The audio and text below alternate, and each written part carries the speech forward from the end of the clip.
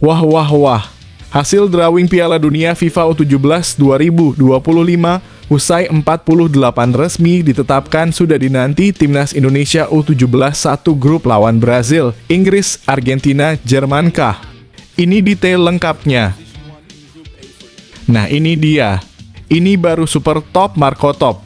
Winger hebat keturunan Solo Jawa Tengah ini jadi tunjukkan skill mencetak gol di hadapan tim Ivar Jenner tadi malam. Berinsial IA. Siapa ya sosoknya kira-kira? Apakah langsung dinaturalisasi PSSI guna lawan Cina kah? Alhamdulillah, kabar gembira. FIFA resmi izinkan PSSI untuk naturalisasi pemain timnas Jerman keturunan Indonesia ini. Apakah Jerman bersedia melepasnya? Ini ulasan lengkapnya. Wah wah wah. Cristiano Ronaldo sampai disebut-sebut AFC untuk peringatkan timnas Indonesia agar juara Piala Asia. Memangnya apa yang terjadi? Mantap! Erick Thohir dan Nova Arianto kompak lakukan langkah berani demi harga diri bangsa di level Asia. Tonton video ini sampai selesai biar kamu bahagia hari ini. Tepat hari ini, Coach Justin resmi datangi kantor polisi demi timnas Indonesia senior lolos ke Piala Dunia 2026. Kira-kira keputusan apa yang dia ambil? Sebelum video kita mulai, buat kamu yang mau beli jersey timnas Indonesia, caranya gampang banget. Kamu langsung hubungi nomor WhatsApp yang ada di gambar ini, atau bisa langsung klik link pembelian yang ada di deskripsi video ini ya. Mumpung lagi promo gratis ongkir ke seluruh Indonesia. Buruan sebelum kehabisan. Sebelum dimulai pembahasan, mohon bantuannya untuk subscribe channel ini, agar tidak ketinggalan info timnas Indonesia. Gacor! Winger keturunan Solo ini cetak gol hingga permalukan pemain timnas Indonesia di Eropa, layak dinaturalisasi sebelum dilarang FIFA. Berinsial IA. Siapakah dia? Temukan jawabannya di sini. Ilyas Al-Hafd, winger keturunan Solo, baru saja mencetak gol yang mengesankan sekaligus mempermalukan klub yang diperkuat oleh pemain timnas Indonesia, Ivar Jenner. Pemain berusia 28 tahun ini lahir di Rotterdam, Belanda, namun darah Indonesia mengalir dalam tubuhnya dari pihak kakek dan neneknya yang berasal dari Solo, Jawa Tengah. Meski besar di Belanda, Al-Hafd tetap menjaga ikatan dengan Indonesia dan beberapa waktu lalu sempat menunjukkan minat untuk membela timnas Indonesia dengan membentangkan bendera merah putih. Ilyas Al-Hafd yang kini membela SC Cambuur di kasta kedua Liga Belanda dalam kurung Eerste Divisie, sebelumnya juga pernah membela timnas Belanda U20. Meskipun sudah memperkuat tim junior Belanda, Al-Hafd belum pernah tampil di tim senior, yang berarti ia masih eligible untuk dinaturalisasi. Berdasarkan aturan FIFA, seorang pemain yang belum mencatatkan lebih dari 3 caps di level A tim nasional senior masih bisa dinaturalisasi. Oleh karena itu, PSSI sempat mempertimbangkan Al-Hafd untuk bergabung dengan skuad Garuda, namun hingga kini belum ada konfirmasi atau tanda-tanda resmi dari PSSI mengenai proses naturalisasinya. Terkait performa di lapangan, Ilyas Al-Hafd baru saja mencetak gol spektakuler yang ikut mengantarkan SC Cambuur meraih kemenangan penting atas Jong FC Utrecht, tim yang diperkuat oleh Ivar Jenner. Dalam pertandingan yang berlangsung pada Minggu dalam kurung 14 April 2025, malam waktu Indonesia Barat di matchday ke-34 Eerste Divisie, SC Cambuur menang 3-1. Meski Jong FC Utrecht sempat unggul lebih dulu lewat gol pada menit ketiga, Cambuur mampu bangkit dengan mencetak 3 gol balasan. Gol-gol itu tercipta melalui Diemers 41-56 dalam kurung P dan Ilyas Al-Hafd 48. Atas kemenangan ini, SC Cambuur kini menempati peringkat kelima dengan 61 poin dari 34 pekan. Sedangkan Jong FC Utrecht tetap berada di posisi ke-19. Dua posisi terbawah klasemen dengan hanya mengoleksi 20 poin. Gol Ilyas Al-Hafd yang mempermalukan Ivar Jenner dan klubnya tentu menarik untuk diperhatikan, terutama mengingat potensi besar yang dimilikinya. Apakah PSSI akan meliriknya untuk memperkuat timnas Indonesia di masa depan? Bagaimana menurutmu, apakah Ilyas Al-Hafd layak untuk dinaturalisasi? Yuk berbagi pendapatmu di kolom komentar. Yes, alhamdulillah. Keputusan FIFA untungkan timnas Indonesia. PSSI diizinkan FIFA untuk naturalisasi pemain timnas Jerman ini untuk gabung skuad Garuda. Wah, kok bisa begitu? Gimana ceritanya? Tonton video sampai selesai. Salah satu talenta muda yang tengah mencuri perhatian datang dari Kebumen, Indonesia. Namanya Said Brkic, winger lincah yang baru saja resmi mendapatkan panggilan dari timnas Jerman U15. Buat yang belum kenal, Said adalah pemain kelahiran 26 September 2010 yang saat ini memperkuat tim junior dari klub besar Bundesliga, Eintracht Frankfurt. Meski usianya baru 14 tahun, potensi Said sudah terlihat jelas. Ia adalah adik kandung dari Amar Brkic, pemain yang sempat membela timnas Indonesia U17 di ajang Piala Dunia U17 tahun 2023 lalu. Bisa dibilang bakat sepak bola memang mengalir di darah keluarga Brkic. Said berposisi sebagai winger atau penyerang. Ia dikenal memiliki gaya bermain yang luwes dan sering melakukan tusukan ke dalam kotak penalti lawan. Darah keturunan Indonesia dalam dirinya berasal dari sang ibu, Diah Nahdiyati, yang merupakan orang asli Kebumen. Sementara sang ayah, Muammar Brkic, adalah seorang dokter berdarah Bosnia Jerman. Dengan latar belakang orang tuanya, Said Brkic sebenarnya punya 3 opsi negara yang bisa ia bela, Jerman, Indonesia, dan Bosnia. Tapi untuk saat ini, Said sudah resmi dipanggil oleh timnas Jerman U15 sesuai rilis yang dikeluarkan oleh Federasi Sepak Bola Jerman dalam kurung DFB. Ia masuk dalam daftar 22 pemain yang akan menjalani pemusatan latihan bersama skuad muda Der Panzer yang tengah bersiap menghadapi laga uji coba melawan FC Kaiserslautern. Sebagai informasi tambahan, ini bukan kali pertama Said mendapat perhatian dari DFB. Pada September 2024 lalu, ia juga pernah dipanggil ke timnas Jerman U15. Namun meskipun sudah membela Jerman di level usia muda, Said Brkic masih sangat mungkin memperkuat timnas Indonesia di masa depan. Hal ini dimungkinkan oleh aturan FIFA mengenai perubahan asosiasi sepak bola. Selama seorang pemain belum pernah bermain dalam pertandingan resmi untuk tim nasional senior suatu negara, masih berusia di bawah 21 tahun saat terakhir membela negara tersebut, dan belum pernah tampil di turnamen resmi seperti Piala Dunia atau kejuaraan konfederasi seperti Euro atau Piala Asia, maka ia masih memiliki hak untuk berpindah tim nasional. Dengan kata lain, peluang untuk melihat Said Brkic mengenakan seragam Garuda masih terbuka lebar. Menarik, bukan? Gimana menurut kamu? Apakah Said sebaiknya tetap melanjutkan karier internasionalnya bersama Jerman atau justru akan lebih membanggakan jika suatu saat nanti ia memilih membela Indonesia? Yuk, tulis pendapat kamu di kolom komentar. Semakin seru dan menegangkan AFC bawa-bawa seorang Cristiano Ronaldo untuk peringatkan timnas Indonesia jelang kelolosan ke babak semifinal. Wah, apa yang sebenarnya terjadi? Uzbekistan kini semakin dianggap sebagai calon kuat juara Piala Asia U17 2025. Salah satu alasan utama adalah penampilan luar biasa dari pemain muda mereka yang satu ini, yang seakan membawa roh Cristiano Ronaldo. Timnas U17 Uzbekistan tampil mengesankan setelah menghajar Uni Emirat Arab dengan skor 3-1 dalam perempat final Piala Asia U17 2025 di King Fahd Sports City Stadium, Taif, Arab Saudi, pada Senin 14/4/2025 dini hari waktu Indonesia Barat. Dengan hasil ini, Uzbekistan siap menantikan timnas U17 Indonesia atau Korea Utara di semifinal, sebuah laga yang diprediksi bakal sangat menantang dan menarik. Salah satu pemain yang paling mencuri perhatian adalah Asilbek Aliyev, penyerang muda yang kini menjadi top scorer Piala Asia U17 2025 dengan 5 gol. Pemain berusia 15 tahun ini adalah salah satu dari 2 pemain termuda dalam skuad Uzbekistan dan sudah menunjukkan ketajamannya di turnamen ini. Setelah mencetak 2 gol dalam kemenangan atas UEA, Aliyev kini unggul dari 3 pemain lainnya yang sebelumnya seproduktif dengannya, termasuk Evandra Florasta dari Indonesia.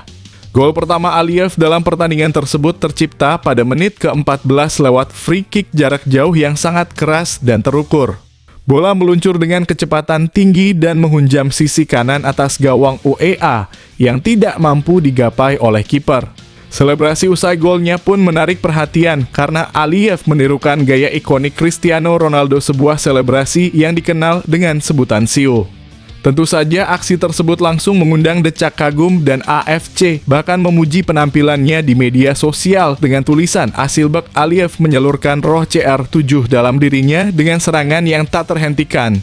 Semifinal yang akan mempertemukan Indonesia atau Korea Utara dengan Uzbekistan akan menjadi ujian besar, terutama dengan hadirnya sosok Asilbek Aliyev yang tengah dalam performa luar biasa. Bagaimana menurutmu? Apakah Indonesia siap menghadapi tantangan besar ini atau ada cara untuk menaklukkan serigala muda Uzbekistan? Yuk berbagi pendapatmu di kolom komentar. Benar-benar mental pelatih kelas Eropa. Nova Arianto siapkan strategi hebat ini demi lolos ke semifinal Piala Asia U17 2025. Apa yang ia perbuat demi harumkan nama bangsa di Arab Saudi? Temukan jawabannya di sini. Nova telah mempersiapkan anak asuhnya dengan sangat matang untuk menghadapi kemungkinan adu penalti. Sebagai ex-asisten pelatih Shin Tae-yong, Nova sangat menyadari pentingnya persiapan ini dan menjadikan simulasi adu penalti sebagai salah satu fokus utama dalam latihan tim. Yang pasti kami mempersiapkan semuanya termasuk adu penalti, kata Nova dalam keterangannya yang dikutip pada Senin dalam kurung 14 April 2025.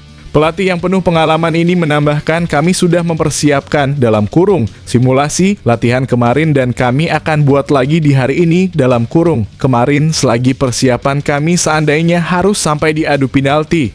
Tentu saja persiapan sematang ini menunjukkan betapa pentingnya setiap aspek dalam persiapan tim, apalagi saat menghadapi laga yang sangat menentukan. Dengan latihan adu penalti yang dilakukan secara rutin, Nova berharap anak asuhnya siap secara mental dan teknis apabila pertandingan berakhir dengan adu penalti. Ini bisa menjadi kunci kemenangan, terutama dalam situasi yang menegangkan. Bagaimana menurut kamu tentang persiapan tim yang fokus pada adu penalti ini? Apakah kamu merasa ini langkah yang tepat untuk menghadapi laga-laga besar seperti melawan Korea Utara? Ayo, tulis pendapatmu di kolom komentar. Mendadak auto gemparkan Eropa. Coach Justin di luar dugaan datang ke kantor polisi hari ini buat pelaporan kasus mengejutkan demi timnas Indonesia lolos Piala Dunia 2026. Kok mendadak begitu? Ada apa sebenarnya yang terjadi? Justin Laksana atau yang akrab disapa Coach Justin berencana untuk mendatangi Polda Metro Jaya. Mantan pelatih futsal yang kini beralih menjadi pengamat sepak bola ini bertekad untuk melaporkan serangan dan fitnah yang diterimanya di media sosial. Dalam keterangan tertulis yang diterima, Coach Justin mengungkapkan niatnya untuk menyambangi Polda Metro pada Senin sore hari ini. Ia menjelaskan bahwa laporan tersebut merupakan langkah yang diambil sebagai seorang warga negara yang memiliki ketaatan dan kesadaran hukum. Selama ini, saya sudah biasa mendapatkan berbagai serangan, hinaan, dan pelintiran kebencian di media sosial. Namun kali ini fitnah yang disebarkan oleh beberapa akun yang akan saya laporkan sudah menjadi hasutan yang mengusik ketenangan saya, keluarga, dan orang sekitar, ujar Justin. Namun Coach Justin memilih untuk tidak mengungkapkan secara rinci isi dari pelaporannya. Ia menyerahkan sepenuhnya penjelasan mengenai detail pelaporan kepada pengacaranya. Untuk terkait detail pelaporannya, nanti akan dijelaskan oleh kuasa hukum yang mendampingi saya, tambahnya. Apa pendapatmu tentang langkah Coach Justin yang memilih melaporkan serangan di media sosial ini? Apakah ini langkah yang tepat untuk melawan fitnah dan provokasi di dunia maya? Yuk berbagi pendapatmu di kolom komentar. Keputusan sangat aneh dan bodoh pelatih timnas Belanda Ronald Koeman.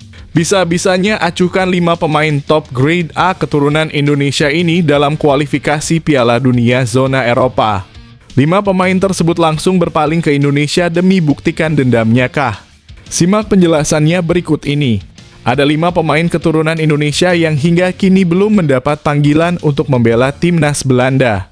Hal ini memberikan PSSI peluang untuk menaturalisasi mereka dan memperkuat timnas Indonesia. Salah satu nama yang paling mencolok dalam daftar ini adalah Mitchell Bakker. Bek kiri berusia 23 tahun ini kini memperkuat Lille di Ligue 1 sebagai pemain pinjaman dari Atalanta. Sebelumnya, Bakker juga pernah membela klub-klub top Eropa seperti Ajax Amsterdam dan Paris Saint-Germain. Bakker merupakan pemain keturunan Indonesia dari pihak kakeknya yang berasal dari Maluku. Meski telah memperkuat timnas Belanda di berbagai level usia, mulai dari U15 hingga U21, Bakker belum pernah tampil di tim senior. Hal ini membuka peluang bagi PSSI untuk memproses naturalisasinya. Kehadiran Bakker bisa menjadi aset yang sangat penting di lini belakang timnas Indonesia. Selain Bakker, ada juga Jairo Riedewald, pemain yang sudah lama masuk dalam rencana naturalisasi PSSI. Pemain bertahan yang kini memperkuat klub Liga Pro Belgia, Royal Antwerp, ini memiliki darah Maluku dari pihak ibunya. Riedewald pernah membela timnas Belanda senior 3 kali pada ajang kualifikasi Euro 2016, namun belum mendapatkan kesempatan lebih lanjut di level senior. Selanjutnya ada Milan Manhoef yang mungkin belum seterkenal pemain lainnya, namun memiliki bakat yang patut diperhitungkan. Pemain yang kini membela Stoke City di divisi Championship Inggris ini memiliki darah Indonesia dan Suriname. Manhoef terkenal dengan kecepatan dan fleksibilitasnya bermain di posisi winger kiri, kanan, atau bahkan bek sayap. Meskipun sudah tampil di timnas Belanda U21 sebanyak 19 kali, ia belum pernah membela tim senior, yang berarti peluang untuk dinaturalisasi masih terbuka lebar. Pemain muda lainnya yang kabarnya juga masuk dalam program naturalisasi PSSI adalah Mauro Zijlstra. Sebagai pemain Volendam U21, Zijlstra belum pernah memperkuat timnas Belanda di level apapun sehingga proses naturalisasinya bisa lebih mudah. Zijlstra bisa menjadi tambahan menarik di lini depan timnas Indonesia di masa depan. Terakhir, ada Pascal Struij, bek tengah Leeds United yang bisa bermain sebagai bek kiri atau gelandang bertahan. Struij adalah produk Akademi Ajax Amsterdam dan kini bermain di Liga Inggris. Meskipun pernah membela Belanda U17 3 kali, ia belum pernah tampil di timnas senior. Usianya yang masih 25 tahun membuatnya menjadi prospek jangka panjang yang sangat menarik bagi lini pertahanan timnas Indonesia. Kelima pemain ini tentu menawarkan potensi yang sangat besar untuk memperkuat timnas Indonesia. Apa pendapatmu tentang peluang mereka untuk membela timnas Indonesia? Apakah kamu setuju dengan langkah PSSI untuk menaturalisasi mereka? Yuk berbagi pendapatmu di kolom komentar. Alhamdulillah, lagi-lagi keputusan yang super cerdas. Ketum PSSI Erick Thohir ambil langkah brilian ini demi timnas Indonesia juara Piala Asia. Apakah bisa bikin Malaysia, Vietnam nangis menderita melihatnya kah? Ketua Umum PSSI Erick Thohir memberikan dukungan penuh kepada timnas Indonesia U17 menjelang laga perempat final Piala Asia U17 2025 melawan timnas Korea Utara U17. Erick meminta agar Garuda Asia tidak gentar menghadapi lawannya meski Korea Utara memiliki catatan prestasi yang mengesankan di ajang ini. Timnas Indonesia U17 berhasil melangkah ke perempat final setelah tampil perkasa di grup C. Dan yang lebih membanggakan, Indonesia menjadi satu-satunya negara Asia Tenggara yang berhasil mencapai babak 8 besar. Sementara itu, 7 tim lainnya yang melaju ke perempat final adalah negara-negara kuat, termasuk Korea Selatan U17, Korea Utara U17, Jepang U17, Arab Saudi U17, dan Uzbekistan U17. 5 diantaranya bahkan pernah meraih gelar juara Piala Asia U17. 8 tim sudah memastikan tempat di babak 8 besar Piala Asia U17 2025. Timnas Indonesia U17 menjadi satu-satunya wakil Asia Tenggara yang berhasil melaju ke babak 8 besar, tulis Erick dalam akun Instagramnya @RichThohir, Minggu (13 April 2025).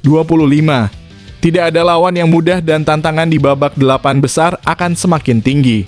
5 dari 8 tim yang melaju ke babak 8 besar bahkan sudah pernah juara Piala Asia U17 selanjutnya. Erick juga menegaskan bahwa meskipun Korea Utara sudah 2 kali meraih gelar juara Piala Asia U17, hal itu tidak akan membuat timnas Indonesia U17 gentar. Korea Utara yang menjadi lawan timnas U17 sudah 2 kali meraih gelar juara Piala Asia U17, namun itu tidak akan membuat kami gentar. Kami siap berjuang, memberikan yang terbaik untuk membawa Garuda terbang tinggi, tegas Erik. Laga antara Timnas Indonesia U17 melawan Korea Utara U17 akan digelar di Stadion King Abdullah Sports City Hall pada Senin malam 14 April 2025 waktu Indonesia Barat. Pertandingan ini pasti akan menjadi laga yang menarik untuk disimak apakah anak asuh Nova Arianto bisa memberikan kejutan dan memperpanjang tren tak terkalahkan yang telah mereka raih sejak kualifikasi. Bagaimana menurutmu? Apakah Timnas Indonesia U17 bisa menaklukkan Korea Utara dan melaju lebih jauh di Piala Asia U17 2025? Yuk berikan pendapatmu di kolom komentar.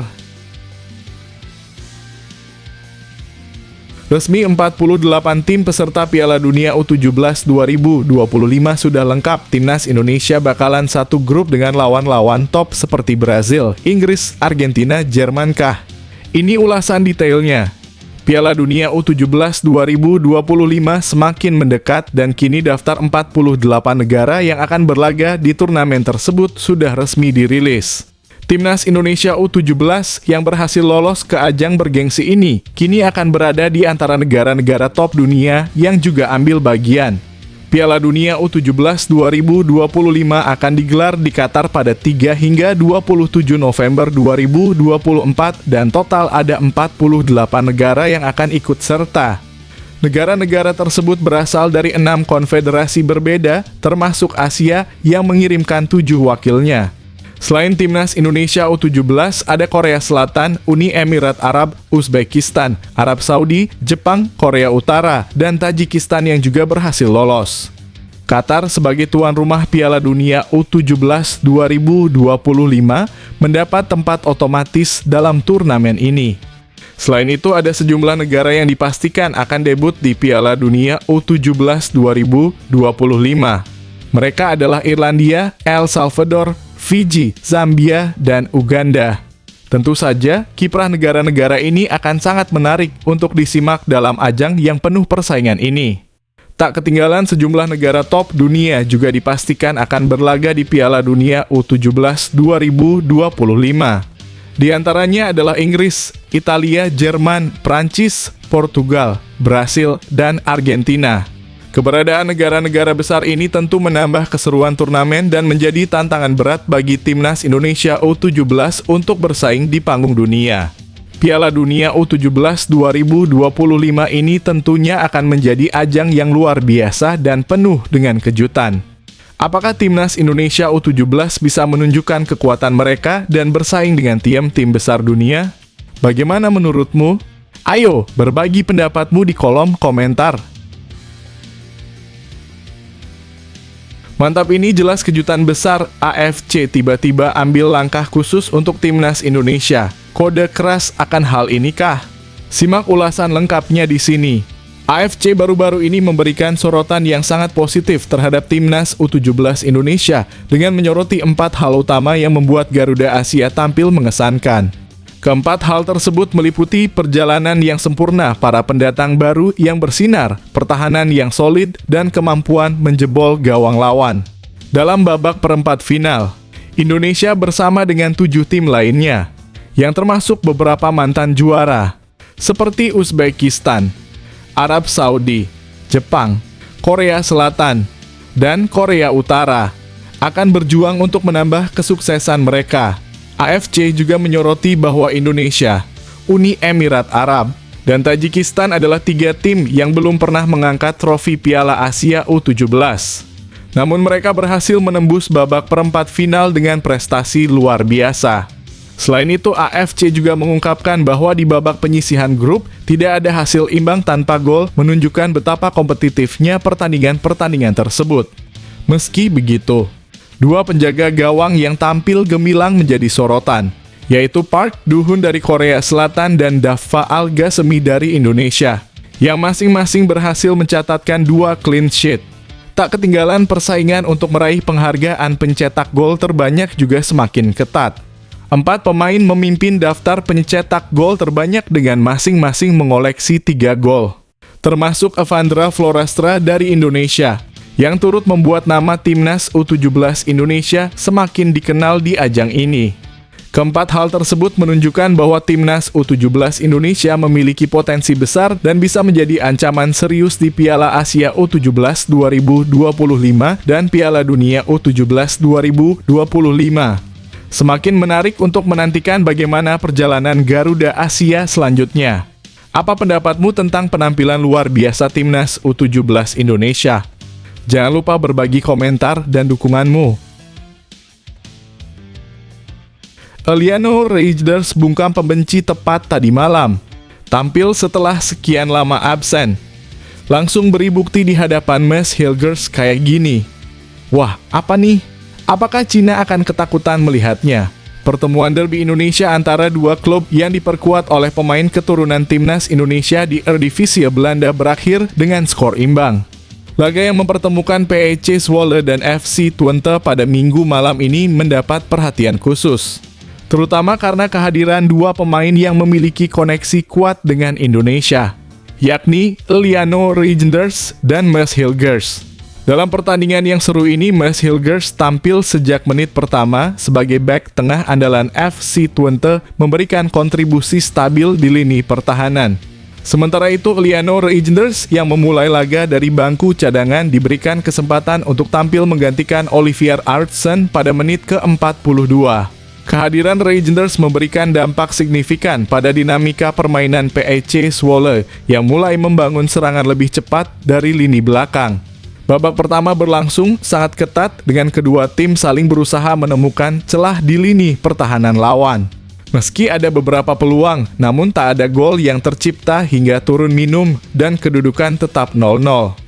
Memasuki babak kedua, pelatih Johnny Jansen dari PEC Zwolle langsung melakukan perubahan strategi dengan memasukkan Damian van der Haar. Keputusan itu terbukti jitu karena van der Haar sukses membuka keunggulan bagi PEC Zwolle pada menit ke-62. Tuan rumah semakin percaya diri, namun dominasi mereka tak berlangsung lama. FC Twente yang terus menekan akhirnya mampu menyamakan kedudukan pada menit ke-78 berkat gol Alex van Horenberg yang memanfaatkan kemelut di depan gawang lawan. Skor 1-1 bertahan hingga peluit panjang dibunyikan menandai hasil imbang yang cukup adil bagi kedua tim. Meski tidak ada pemenang, pertandingan ini tetap menarik perhatian, terutama bagi para pendukung kedua pemain keturunan Indonesia yang tampil di laga ini. Apakah kamu setuju dengan hasil imbang ini atau merasa ada yang bisa lebih baik dari kedua tim?